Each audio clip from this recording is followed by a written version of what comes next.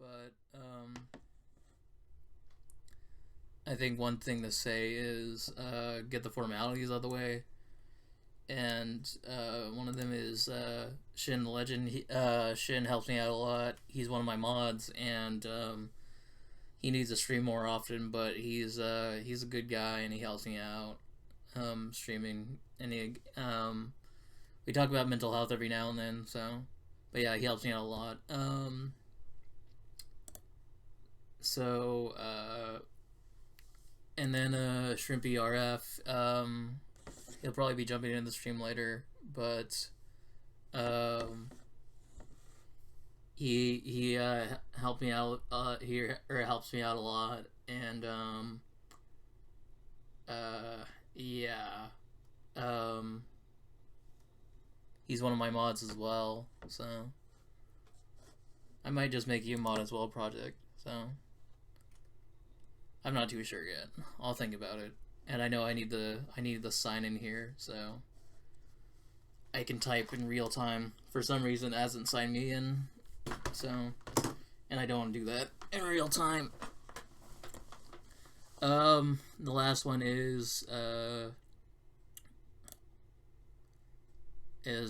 somebody that's I thought I'd close that. Somebody that's helped me out a lot. She has done a lot of work for me, and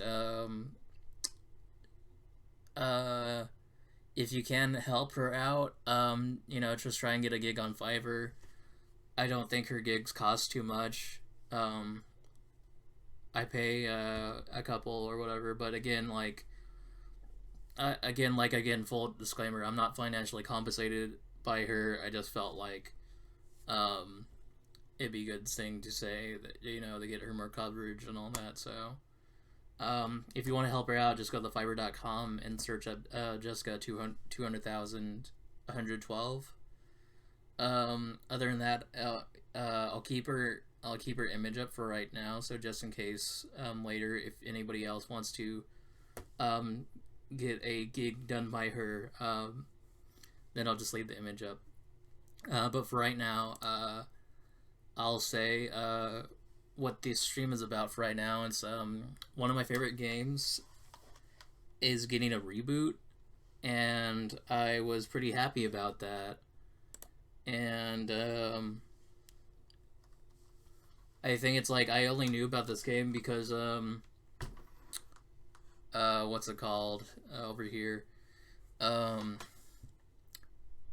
Because it's like Sega released like three arcade like 3 to 4 arcade classics or whatever, and one was Streets of Rage, one was Golden Axe. I can't remember.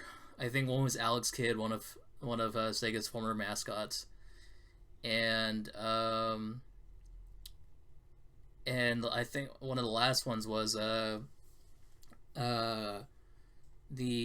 franchise called Wonder Boy.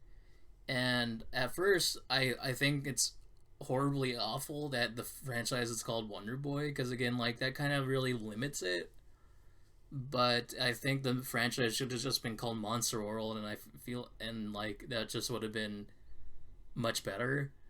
But again, unfortunately, the franchise is called Wonder Boy. What was I going to get at? Crap. What was I gonna say? Oh my god. The project leave. Ugh. That's fine. What I was gonna say about it though is, if you've seen the I can't think of her name, the Shantae series. This series may have inadvertently inspired it, because in a lot of the base games, the main character transforms into animals, and you see that represented in a lot of Shantae games. So they may have been inspired by it. Another case may have Fire Emblem may have been inspired by it. I think it's funny because a lot of people what to say? A lot of people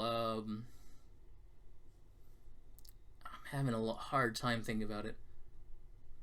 Or I was gonna say, not a lot of people, but I kind of almost feel like sometimes Fire Emblem steals their protagonists from other games, because Marth, from one of the earlier Fire Emblem games, he looks a lot like Ralph from Phantasy Star 2. Ike looks a lot like a guy from an N64 game, Person of Lord, Ogre Battle 64, Person of Lordly Caliber, and Lyn. If you look at both of them, Lyn from one of the Game Boy Fire Emblems, or Fire Emblems. Sorry, I don't want to slur my speech. Lyn looks a lot like Asha right there. So yeah. So I was gonna say with also Shantae is that you may have seen that she has purple hair, but also the kind of ponytail kind of is almost, and the fact that Asha's clothing kind of has a Arabic Middle Eastern like kind of clothing options, so like Aladdin. So it looks really unique and different and awesome. So so anyway,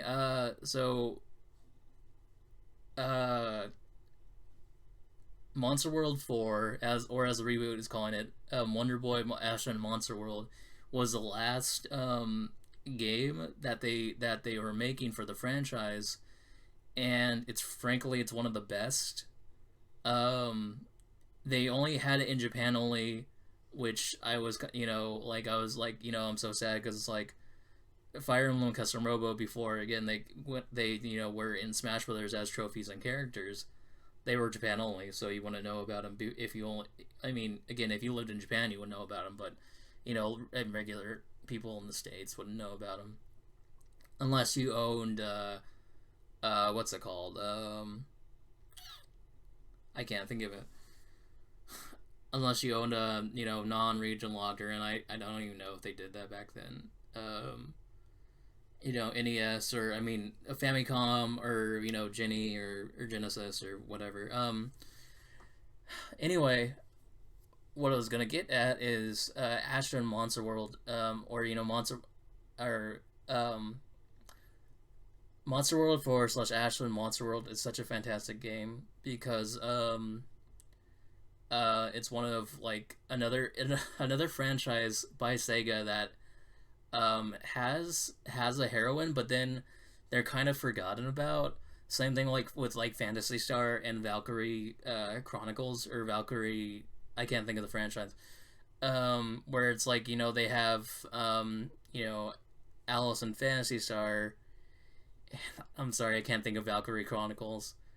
But then this has another game where she was not the initial protagonist, but she's the last game, and it was Japan only. So a lot of people who were even a lot of I'm just gonna call the franchise Monster World, because again that sounds so much better.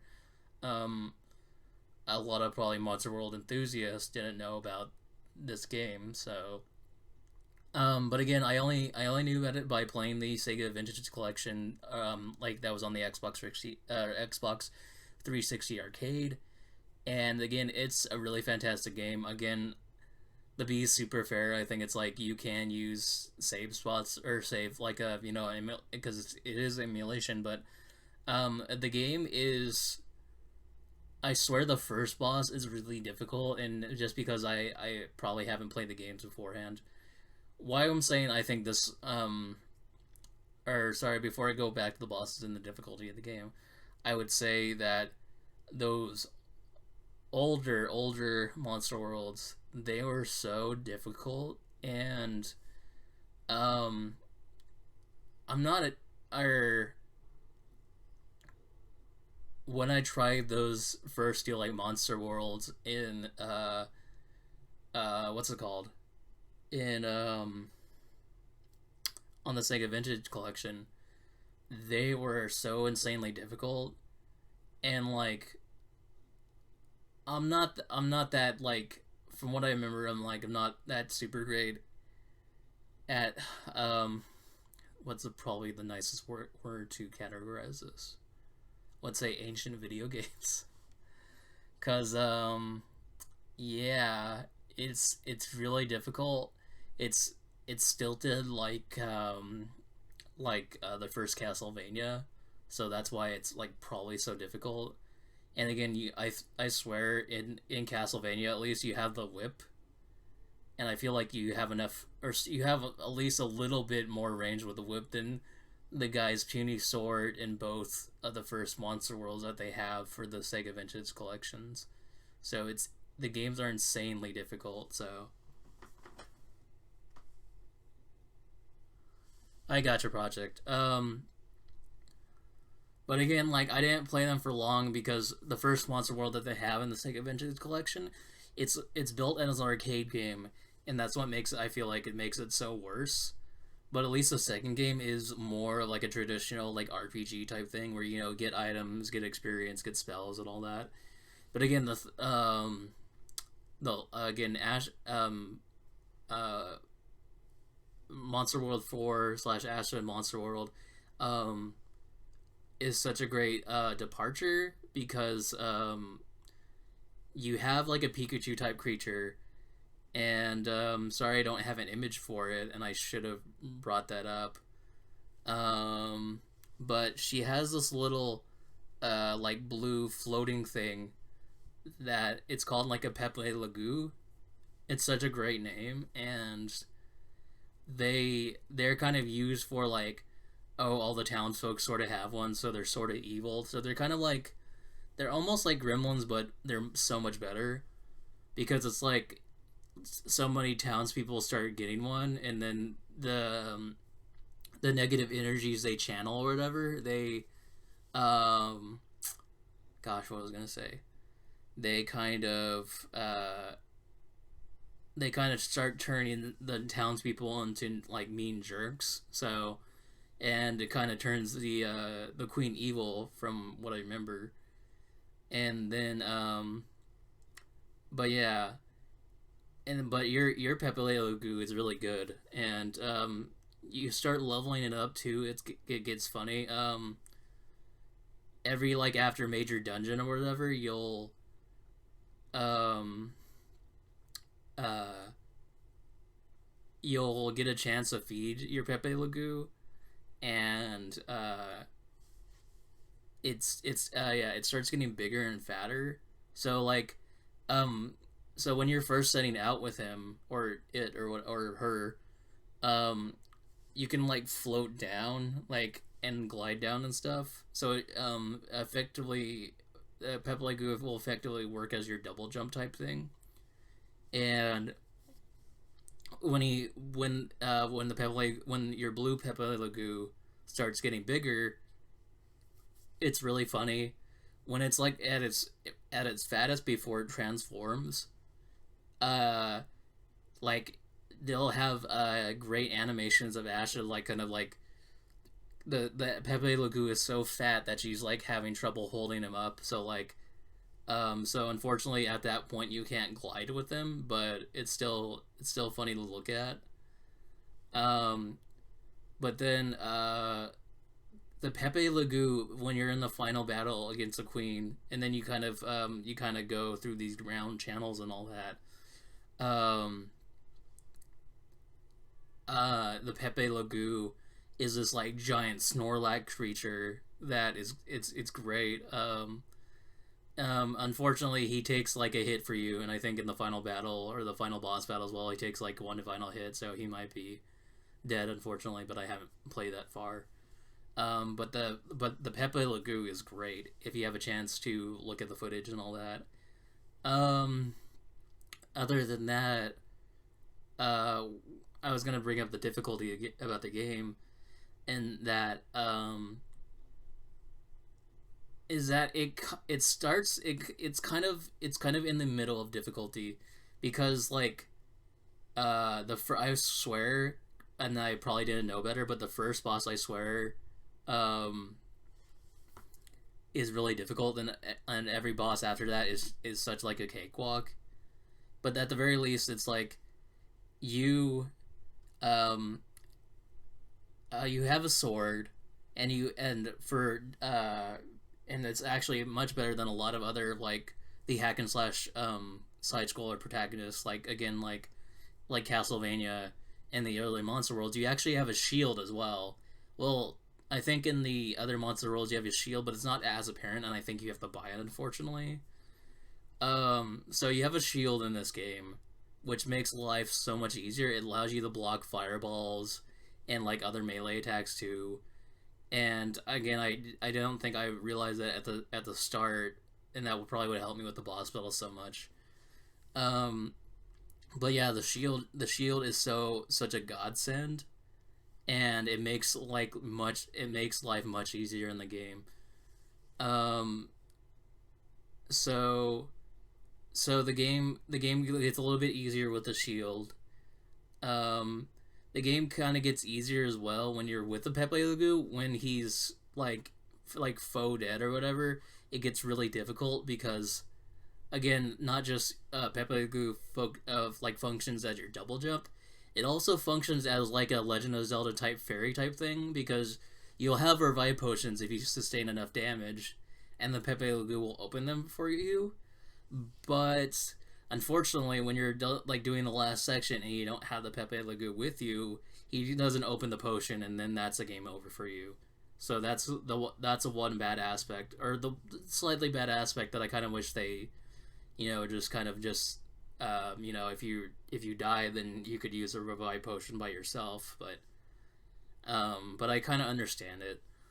Um, I will say also it's a game that has a great sense of humor as well, and it almost again it's almost Sega's version of Daisy or Princess Daisy and Sarastral Land as well, because they have very similar layouts. They have pyramids like Egypt as well, and I think on like some of the islands that you'll look in the pictures, they have like moe heads or moe statues from like Easter Island and all that. So it's very fascinating, and I kind of wish not just this reboot of the game or the HD remake. I kind of wish Asha had more like spotlight put on her. I kind of wish almost, I know it's like people will say like blasphemy and heresy, but I almost would say that it'd be great if she was a DLC character for Smash.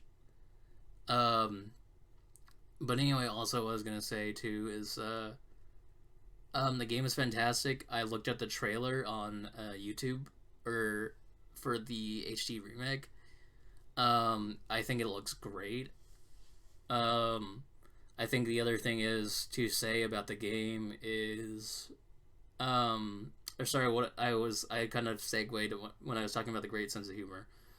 The great sense of humor about it is that so a lot of townsfolk will be like fourth wall breaking very early on. You'll talk to them, and then they'll say like, "Oh, go to this place," and then the next retort will be, "Oh, people like that say stuff like that in RPGs all the time or whatever," and I'm going like, I feel like that's kind of crazy. I didn't expect that from a game that's like effectively 30 years old now. So, and pre-western,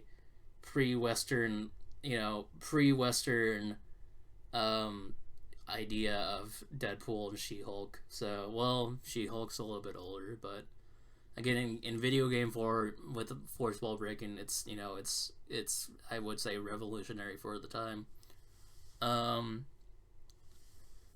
but yeah, also the genie you summon, which again may be another inspiration for Shantae. He's very cheeky from what I remember, and he's kind of fat. It kind of reminds me of the genie in Mario Party, I think 4, where where the genie's very fat and he just hops up and down to launch you to the start location. Um, but yeah, for most intents and purposes, I hope more people play the game and have an appreciation for it. Um, and yeah, I like straight up. It's one of the games again, like I was saying, that has it's very fun. Once you get the hang of it. Um, and again, I'm looking very forward to this game coming out. I kind of was hoping Shin would stream it, but I don't know because it's kind of a little bit farther away. It's coming out in 2021, but at the very least, it's they said first quarter in the trailer. Um, so again, maybe like January or February or March, or April. So again, hopefully it will be one of those months. Again, if it's pushed back, that's fine. Again, it's like um, if a game is pushed back, then that's better than having it release early and have a lot of bugs and stuff. So, um, yeah. Sorry, that's all I can talk about today. For Monster World.